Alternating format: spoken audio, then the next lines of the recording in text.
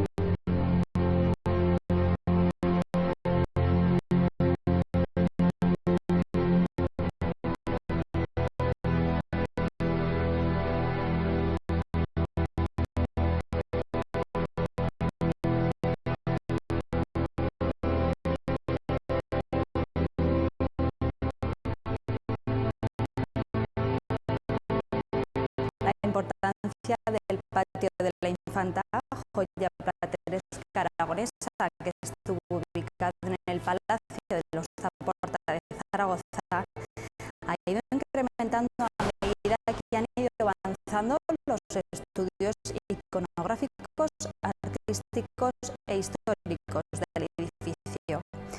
Hoy en Zaragoza, en su historia, vamos a conocer algunos de los secretos de esos estudios de la mano de la persona que mejor los conoce, el catedrático de Historia del Arte de la Universidad de Zaragoza, Juan Francisco Esteban. Hola Teresa, buenos días. Buenos días, muchísimas gracias por participar con nosotros. Pues encantado para hacer este programa. Bueno, lo primero que vamos a hacer, profesor, si le parece, es contar un poquito cuándo se construyó este patio en el Palacio de los Zaporta, como hemos comentado, y quién era Gabriel de Zaporta. Pues mira, Gabriel Zaporta era un mercader quizá el más rico de Zaragoza y con motivo de sus segundas nupcias, cuando él ya mayor casó con Sabina Santángel, hija de otro gran mercader, en 1549, parece ser que invirtió la dote en la remodelación de unas antiguas casas y como resultado es esto que tenemos aquí.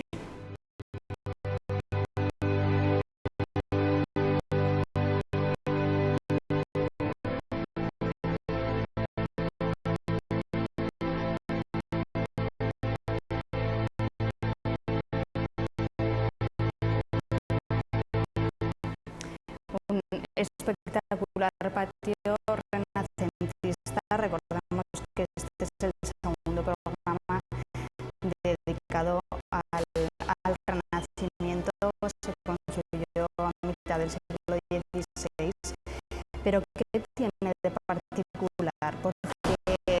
así como otros patios, como hemos comentado en el anterior programa, están en el interior de las viviendas, este no, este se podía ver un poquito desde el exterior, ¿no? Justo casi como lo vemos ahora, desde la calle mismo se accede directamente al patio sin interrupción.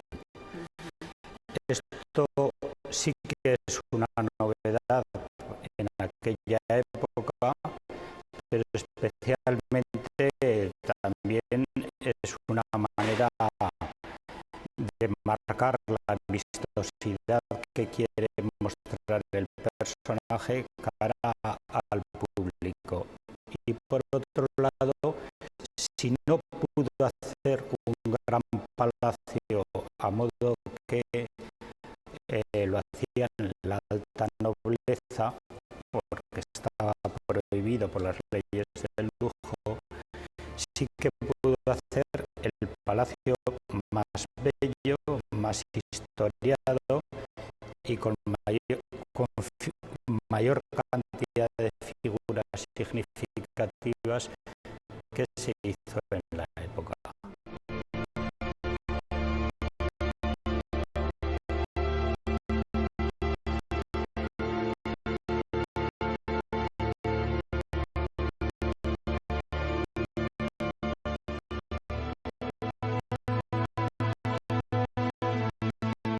Profesor, pero este patio, hasta llegar aquí a la sede de Ibercaja de Ignacio de Loyola, ha tenido un largo recorrido, ¿verdad? Efectivamente, y además un recorrido muy azaroso, porque considerado ya todo el inmueble de la calle San Jorge, donde esto estaba, como inútil para alquileres, porque había tenido un incendio y muchos desperfectos, fue derruido todo el solar para hacer un solar y nuevas construcciones. Entonces, el patio se vendió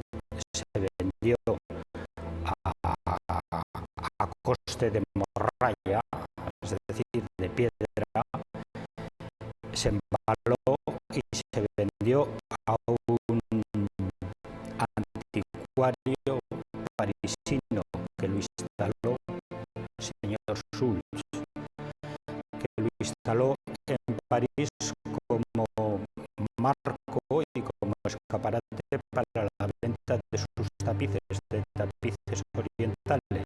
Y después, en torno a 1956-57, lo compró la Caja de Ahorros, lo tuvo almacenado hasta a la perspectiva de instalarlo en una nueva instalación, que es esta, la actual, a donde está instalado desde 1980. Y lo podemos ver. Vamos a hacer un poco de viaje en el tiempo y recuérdenos cómo vivían los ciudadanos de la Zaragoza del Renacimiento. Era una ciudad de mucho movimiento, de mucha actividad comercial, ¿verdad? Pues experimenta Zaragoza en estos años el renacer cultural y artístico y urbanístico de la época. Zaragoza es comparada a Milán, a Florencia, especialmente por la riqueza y la suntuosidad de palacios nobiliarios y de casas de este tipo, que son palacios más pequeños de mercaderes, de gente de la administración, pero nobles nuevos enriquecidos y nuevos nobles que adquieren la nobleza a través del dinero. Vamos a ver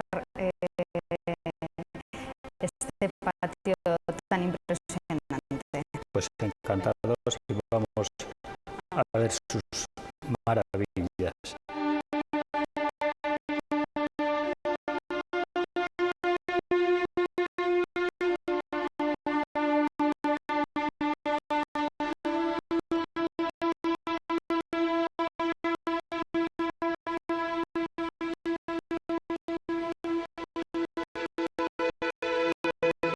Bien, profesor, ya estamos dentro del palacio. Quizá una de las cosas que más llaman la atención al entrar son estas magníficas y únicas columnas, me comentaba. Todas tienen alrededor unas esculturas. ¿A quién representan esas esculturas? Gabriel Zaporta encargó un programa iconográfico por medio de figuras. Aquí hay 8 columnas. Cada una de estas columnas son parte de columna, la parte inferior y el capitel de la parte superior, pero parte de la columna son antropomórficas, es decir, son figuras humanas en las que incluso enseñan los pies para que se vean. Estas están tomadas, muchas de ellas, de temas librescos, y organizó un sistema de modo que estas 8 columnas van a representar cada una fundamentalmente un planeta, y además, junto con el planeta, los 7 planetas que entonces son conocidos: Mercurio, Venus, Marte, Júpiter, Saturno y el Sol.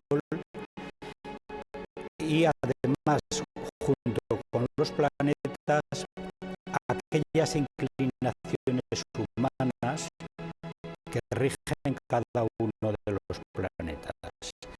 Claro, hay una octava, porque no solo se representan planetas, sino como los planetas van a significar, además de su metal conocido, significan una ciencia, también significan una virtud, pues hay 7 planetas más una última más, que es la octava, que está dedicada a la arquitectura. Hay que tener en cuenta que Gabriel Zaporta era un enamorado y además gran conocedor de la arquitectura.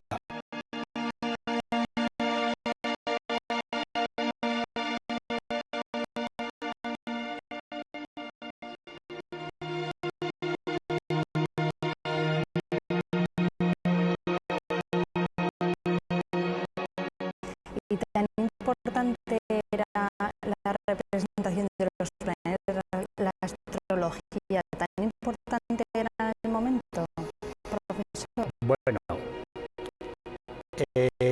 la astrología pasa entonces a ser la ciencia más prestigiosa. Se estudiaba en las universidades después de la matemática, después de la astronomía, y por lo tanto de la astrología. Incluso en el programa de la Universidad de Salamanca, que se estudia astrología en el último curso, se dice: y del tetrablios de Ptolomeo lo permitido, porque claro, había censuras de algunos juicios astrológicos. Este palacio es como un libro, como capítulos de un libro, y uno de los capítulos está dedicado al cosmos del hombre, y por lo tanto los planetas van a regir las actitudes del hombre y su destino. Pero es que además, con todos estos planetas y sus posiciones, se puede hacer como una escenificación teatral para representar el horóscopo de la boda. Y aquí se representó el horóscopo de la boda, ya que se casó Gabriel Zaporta y Sabina Santángel el 3 de junio de 1549 a las 6 horas 45 minutos de la tarde. ¿Está representado aquí? Y eso está representado aquí, aunque es una explicación larga, difícil y costosa de ejecutar. Quizá en el momento, precisamente, esas cartas de la astrología eran un poco la referencia, ¿no? Para saber qué día era a lo mejor el peor, la luna, igual era una referencia, ¿no? Para los habitantes del Renacimiento. Se hacían horóscopos para casi todo. Justo nada más, bueno, los personajes ilustres y los que tenían dinero, justo nada más nacer uno de los hijos, les solía levantar la carta astral para ver la indicación que se hacía posterior. Felipe II encargó el horóscopo para iniciar las obras del Escorial. Cuando se hace la remodelación del Vaticano en época de Julio II, tenemos una carta astral de la primera piedra cuando las obras de Miguel Ángel, y se dice especialmente, dice Campano, que era un astrólogo romano importante, dice estaba en la azotea mirando la buena posición del sol y en el momento exacto me lo avisó y entonces ¡pum!, se coloca la primera piedra. Es decir, que el tema de los astros y la astrología y sus aplicaciones se hacía para todo, incluso para localizar robos.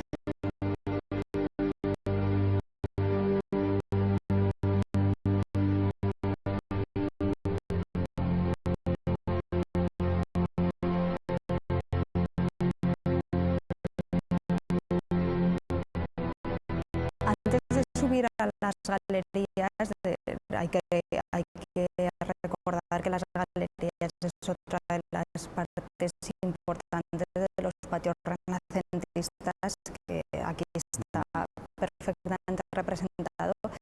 Antes de subir a las galerías y ver esos medallones representados en los que hay varios personajes de la época, explíquenos qué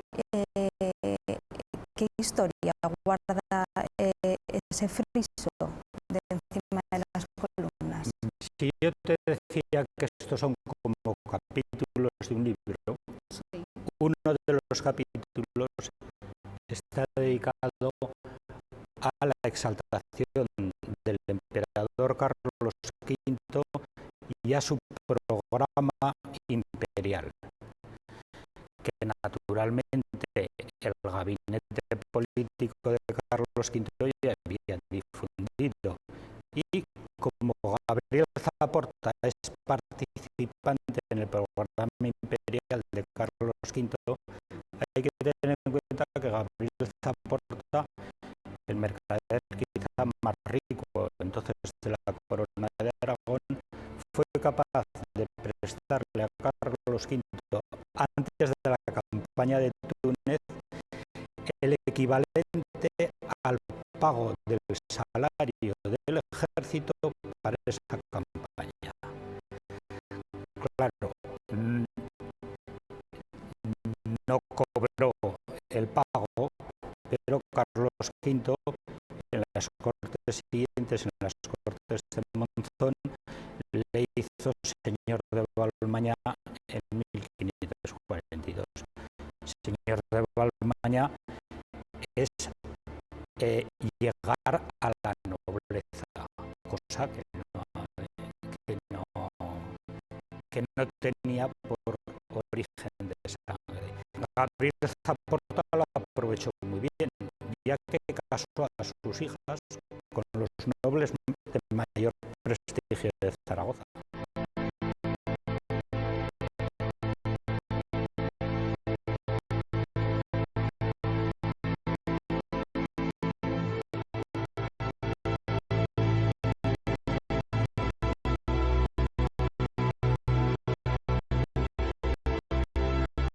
Antes de continuar, profesor, explíquenos por qué se llama Patio de la Infanta, porque no lo hemos comentado.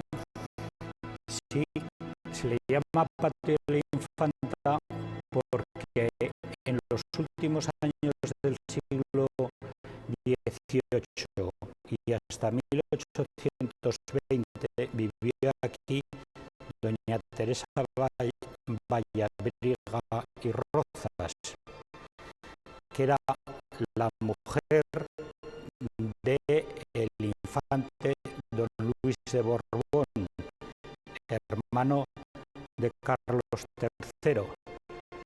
Carlos III obligó a su hermano a casarse con una noble, pero no de sangre real. Así que la elegida fue doña Teresa Vallabriga, que era una joven de 16 años y casó pues con don Luis, que era pues cincuentón. Así promulgó luego Carlos III en ese mismo año una pragmática sanción por la cual su hermano y los herederos de su hermano no iban a poder adquirir nunca el derecho al trono y eran castigados y desterrados fuera de la corte. Vivieron en Arenas de San Pedro y a la muerte de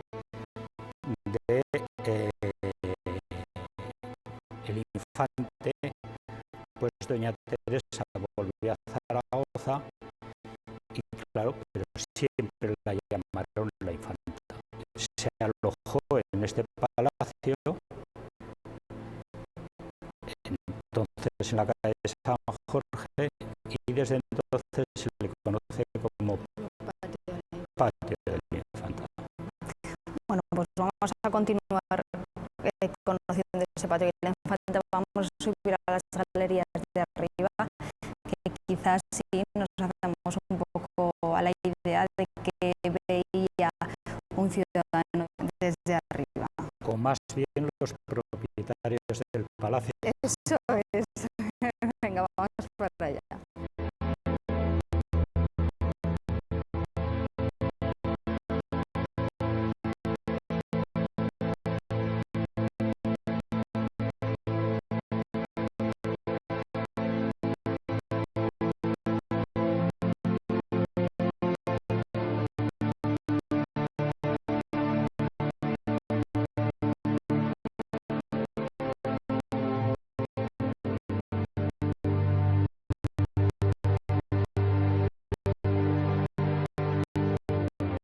Profesor, ya estamos en la galería de este patio. Quizá lo que llama la atención al subir aquí son esos medallones en los que aparece estas varias figuras, ¿quiénes son? Hay en Medellín es toda una galería de personajes ilustres, no solo de la época, sino del pasado, fundamentalmente emperadores, porque Carlos V es el propio emperador, y jefes de gobierno del siglo XVI de la época, ya que las tres potencias que rigen Europa son España y el Imperio, Francia e Inglaterra. Ahí enfrente lo que encontramos son los retratos de Carlos V, que pone Carolus en la espada, y de su hermano Fernando, rey de romanos. A los laterales, el padre Carlos V, Felipe el Hermoso y el abuelo Maximiliano. Y sobre todo en los laterales, además de emperadores, lo que se ven son dos retratos muy conocidos en la época, aunque son de personajes que ya habían muerto. Uno que es Enrique VIII, rey de Inglaterra, casado con una tía de Carlos V, y Francisco I, el rey de Francia, casado con una hermana de Carlos V. Lo mismo que aquí, donde estamos situados, está el medallón del rey católico y de otros emperadores, empezando por Carlomagno, que son los emperadores del imperio.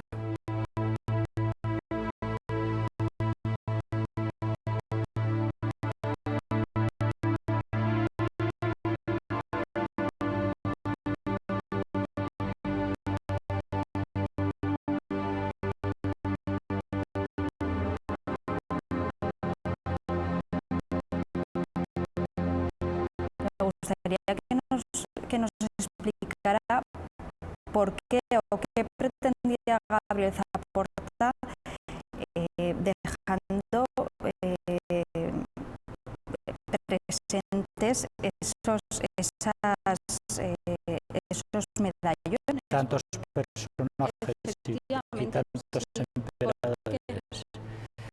Bueno, Gabriel Zaporta es un coautor a través de sus finanzas de la idea imperial de Carlos V. De hecho, como hemos comentado, él prestó dinero para la conquista de Túnez, para pagar la soldada. Y además es un aficionado a toda la historia de Carlos V. De hecho, en su casa, entre los salones principales, tiene una galería de retratos de emperadores, donde están Maximiliano, Carlos V y Fernando otra vez, nada más que en lienzo. Como él se considera también coautor de la idea imperial de Carlos V, no es nada extraño que haya representado aquí una apoteosis imperial en la que están los antecesores de Carlos V, Carlos V como el gobernador del imperio y aquellos cuñados como Francisco I y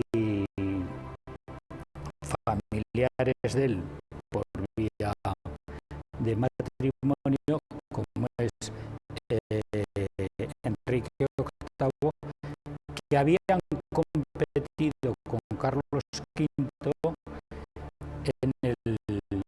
en la solicitud del imperio, porque el imperio es selectivo. Y después, a la muerte de Maximiliano,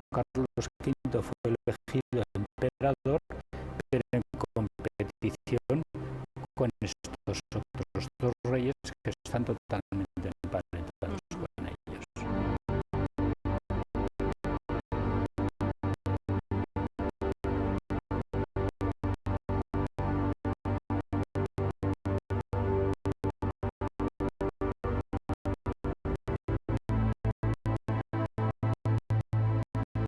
Ahora sí, explíquenos esas escenas de Hércules que también se repiten en toda la galería. Hércules es siempre, en estos momentos, una alegoría de tipo moralizante. Y aquí hay 4 esquinas, en cada una de las esquinas que representan 2 alegorías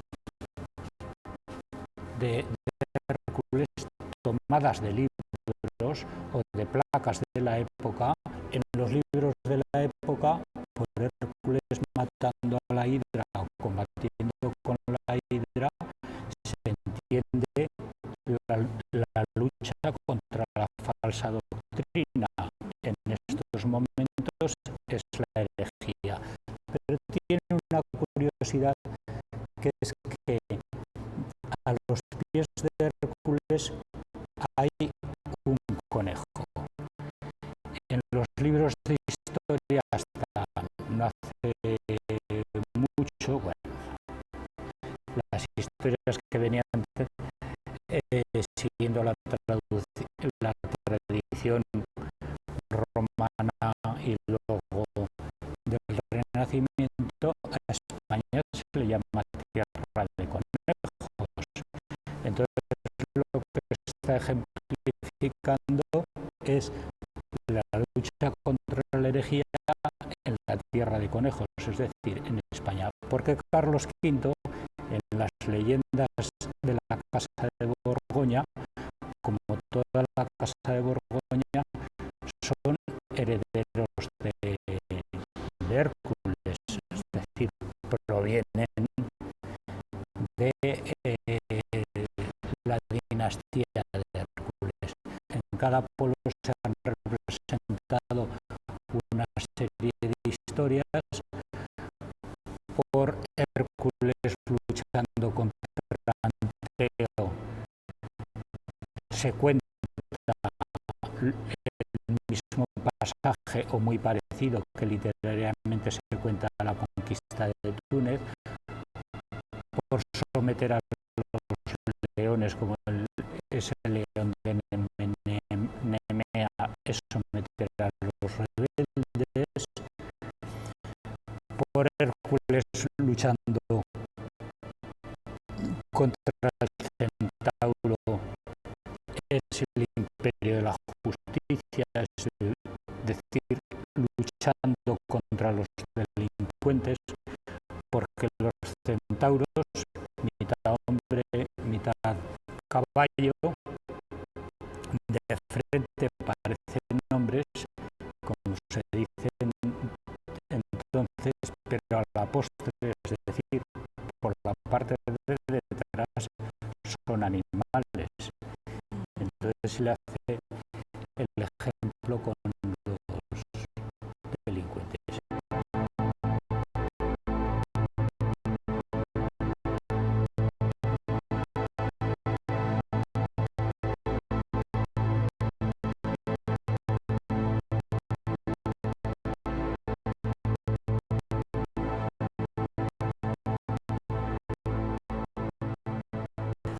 Profesor, una de las cosas que llama la atención es que se repite en dos momentos una fecha, 1550. ¿Por qué? Porque todavía no vivían aquí. No, el palacio se construye entre 1549, que es cuando se casa, y 1550. Pero ellos no vivían en 1550 porque en la fecha de nacimiento del hijo que tienen se pone en otra parroquia. Luego estaban viviendo posiblemente la fecha de 1550 no solo es la fecha de las obras, sino una fecha recordatorio, porque al siglo XVI, en época de Carlos V, se le llama el siglo de oro. Y claro, el 50 son los 50 años también del emperador y la mitad del siglo de oro. A lo mejor una fecha de tipo simbólico. Símbolo como también tenemos justo enfrente de nosotros un reflejo tanto de Sabina como de Gabriel Zaporta, ¿verdad? Pues sí, ahí tenemos en madera, en el alero, representados el matrimonio, ella joven y el mayor. Por un lado están los dueños del palacio observando a cualquiera que como nosotros entramos en el palacio, que está reflejado también como casa de Zaporta en los escudos de Zaporta, que es una puerta con unos luceros. Esa escultura en relieve del matrimonio, que es como dos figuras planas que se pueden superponer, resulta que en el Picatris, que es el libro de adivinación y amuletos más conocido de la época, desde época de Alfonso X el Sabio, hay un amuleto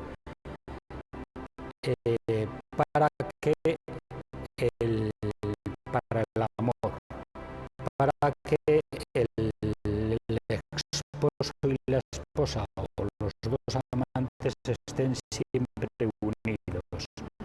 Y entonces nos narra cómo hay que hacer ese amuleto y dónde hay que ponerlo. Y resulta que astrológicamente está exactamente en el lugar que debe de estar colocado. Es decir, si hiciéramos la reproducción o la representación en papel del horóscopo, veríamos que esa es la casa del marido y la casa del amante, donde tendría que estar colocado el amuleto. Así que no solo es para ver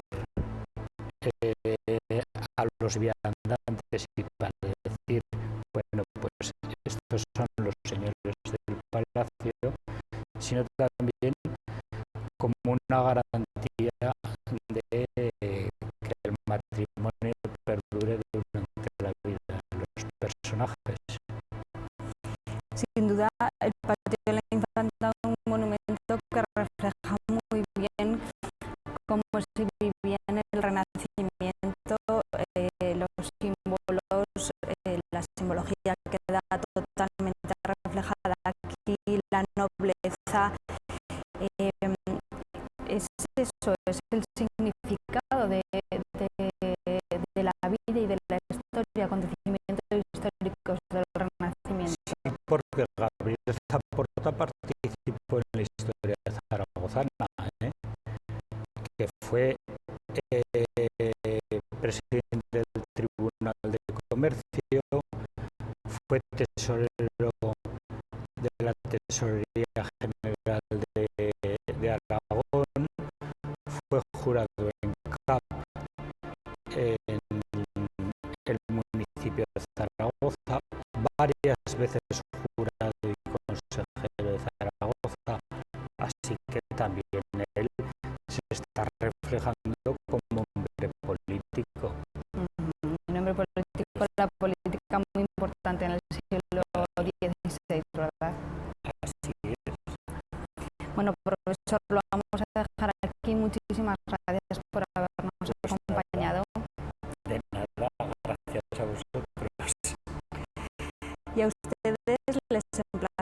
despedimos hasta el próximo programa en el que conoceremos la Zaragoza barroca. Hasta entonces les dejamos, como siempre, con el anecdotario histórico de Guillermo Fatás.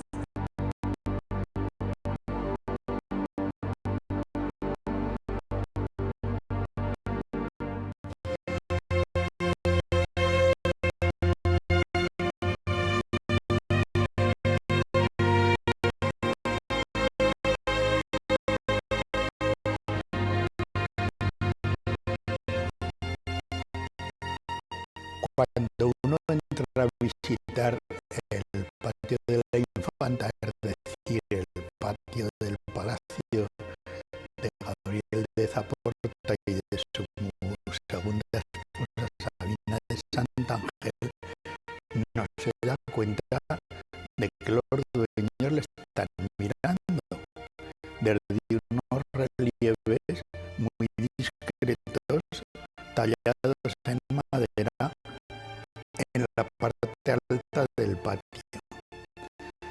Ahí está Sabina, joven, rozagante, con la melena al viento y un pecho muy acusado, y don Gabriel, mayor, con barbas, para que se note la diferencia de edad.